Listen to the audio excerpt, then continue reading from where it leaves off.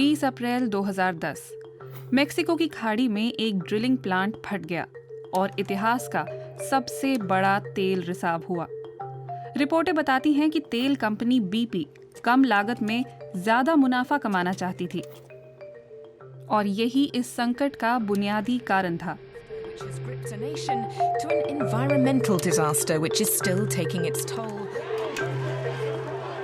ये घटना बताती है कि मुनाफे की भूख में कैसे हमारे इस ग्रह की बलि चढ़ाई जा रही है। लेकिन अगर ऐसा ना हो तो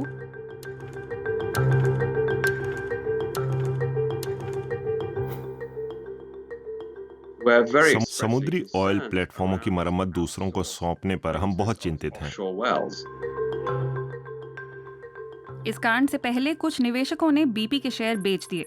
वो कंपनी के रिकॉर्ड को लेकर चिंतित थे, इसलिए वो तेल रिसाव के बाद शेयर गिरने से होने वाले नुकसान से बच गए।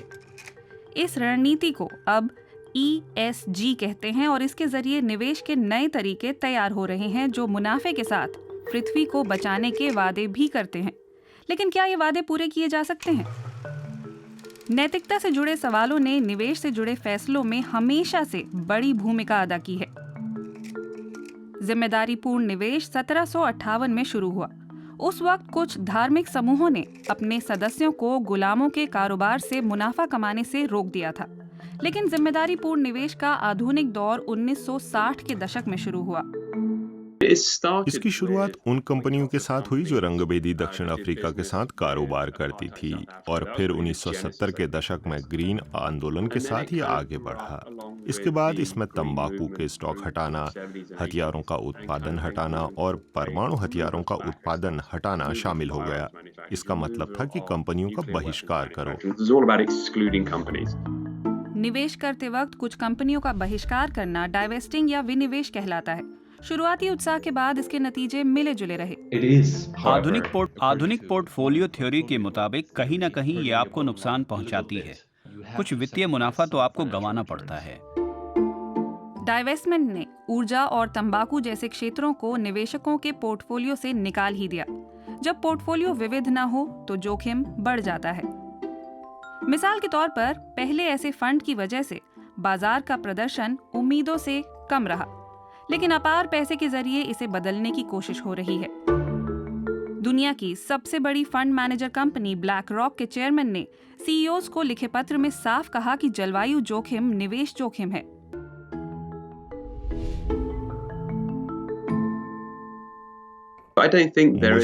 मुझे नहीं लगता कि पृथ्वी और मुनाफे में से किसी एक को चुना जा सकता है।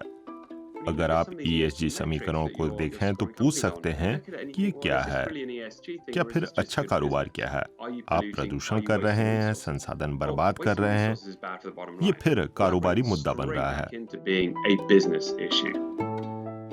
ESG की कसौटी पर कंपनियों को परखना ये जानने का प्रभावी तरीका है कि उनके शेयर कब डूब सकते हैं और क्या इससे बचा भी जा सकता है। जैसे नवीन ESG म्यूचुअल फंड ने फोक्सवागन को लंबे समय तक नहीं रखा क्योंकि कंपनी के प्रशासनिक ढांचे को लेकर बहुत सवाल थे। इसी वजह से फोक्सवागन का उत्सर्जन धोखाधड़ी कांड सामने आने के बाद ESG फंड उसके शेयर गिरने से नुकसान से बच गया। ग्रीन कंपनियां जलवायु परिवर्तन के खतरों से बेहतर तरीके से निपटने की स्थिति में हैं।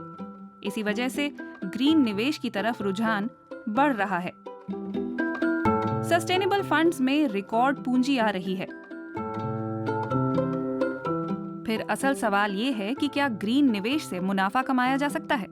सवाल ये भी है कि क्या उन्हें पहली नजर में ग्रीन कहा जा सकता है? निश्चित तौर पर ESG को लेकर परिभाषा की समस्या है।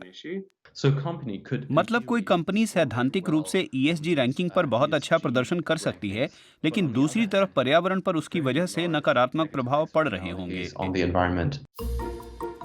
अगर कोई कंपनी वास्तव में ग्रीन भी है तो उसके शेयर खरीदने भर से आप कोई बदलाव नहीं ला सकते। सस्टेनेबल निवेश के पीछे बदलाव का सिद्धांत सीधा सपाट है। ग्रीन कंपनियों को जितने ज्यादा फंड मिलेंगे उतना ही ज्यादा वो सस्टेनेबल लक्ष्यों को हासिल कर सकती हैं। लेकिन ऐसा नहीं है कि डाइवेस्टमेंट की वजह से जीवाश्म ईंधन उद्योग के भूखे मरने की नौबत आएगी। ये रणनीति तभी प्रभावी होगी जब कंपनी की पूंजी हासिल करने की क्षमता को लगातार कमजोर किया जाए। लेकिन जब पूंजी का डाइवेस्टमेंट होता है तो दूसरे निवेशक भी कम दामों पर शेयर खरीद सकते हैं। जब ऐसा होता है तो शेयरों के दाम भी बढ़कर वापस पहले वाले स्तर पर पहुंच जाते हैं और कंपनी के मूल्यांकन पर इसका असर नहीं होता। ये काफी नहीं है क्योंकि इसका असर बहुत कम है।